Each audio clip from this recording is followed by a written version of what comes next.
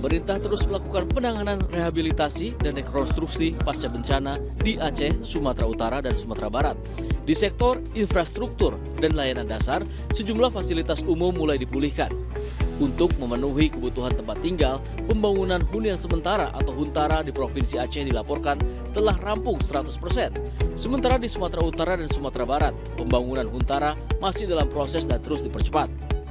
Sebagai bagian dari upaya pemulihan akses masyarakat, TNI Angkatan Darat turut terlibat aktif membangun infrastruktur pasca bencana di Kabupaten Biren, Aceh.